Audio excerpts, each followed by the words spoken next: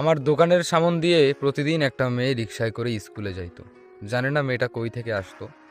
প্রতিদিন দেখতাম সকালবেলা 9টার সময় মহাজন আসার আগে গিয়ে দোকান খুলতাম, দোকান ঝাড়াঝাড়ি করে দোকানের মধ্যে বসে থাকতাম।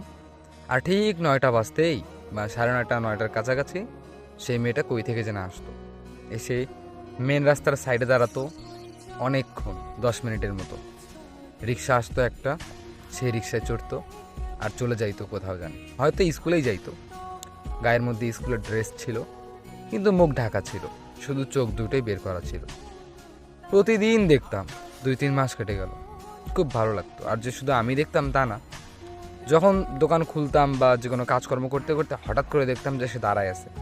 তারপরে কাজকর্ম ফেলে তার দিকে হালকা হালকাভাবে তাকাই আমিও, আর সেও টেরা চোখে হালকা হালকাভাবে আমার দিকে তাকায়। ঠিক আছে। একদিন শুক্রবারেও মহাজন ডাকলো, বললো যে শুক্রবারে দোকান খোলা থাকবে, শুক্রবারে আসিস, একটু দোকানের মধ্যে আয়োজন করব খাওয়া দাওয়ার। মানে টুকটাক ব্যবসায়ী যারা থাকবে তাদেরকে খাওয়া দাওয়ার একটা আয়োজন, বুঝছেন। সো দেখলাম যে সেদিন অনেক লোক আসছে, দোকানের ভিতরটা একটু বড়, সো দোকানের ভিতরেই চেয়ার টেবিল দিয়ে সবাইকে খাওয়াচ্ছে আর কি। অনেকেই ফ্যামিলি নিয়ে আসছে খাওয়ার জন্য, মানে 200-300 লোকের আয়োজন, বুঝছেন। তারপরে আমাকে বললো যে শোন, তুই একটু পরে খা, এখানে আগে খাবার দেওয়া নেওয়া কর, ওখানে পানি দে, ভাতটা দে, কার কি লাগে দেখ। তো আমি বললাম যে ঠিক আছে, সমস্যা নাই, আমি দেখতেছি কার কি লাগে।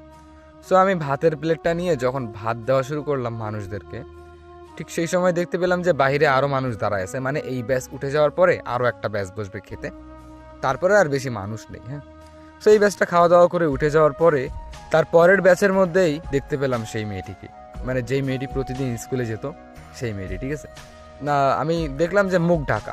তখন আমি মনে মনে চিন্তা করলাম, এখন তো খাবেই, এখন তো মুখটা দেখতে পারবো। তো তারপরে ওই মেয়েটা যেই টেবিলে বসছে সেই টেবিলে আমি তাড়াতাড়ি ভাত দেওয়া শুরু করলাম, কারণ তাড়াতাড়ি ভাত খেতে গেলে তো মুখটা খুলবে, দেখবো যে সে কেমন, মানে এরকম একটা চিন্তা ভাবনা। তো আমি তাড়াতাড়ি দিলাম। মহাজন বলতেছে খালি ওই টেবিলেই কি রে, এইদিকে দে।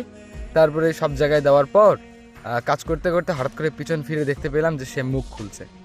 তার দিকে না হলেও আমি 2 মিনিট তাকিয়েছিলাম। এত সুন্দর তার চেহারা, মানে একদম পাগল হয়ে গেছিলাম তাকে দেখে আমি। তারপরে মনটা এতটা ফুরফুরে হয়ে গেল যেটা বলার বাহিরে। এরপরে ওই টেবিলেই বারবার যাচ্ছিলাম, বলতেছিলাম যে ভাত লাগবে নাকি, মাংস লাগবে নাকি। তবে আমি বেশিরভাগ তাকেই জিজ্ঞেস করেছিলাম। এরপরে সে আমার দিকে টেরা চোখেই দেখতো, বলতো যে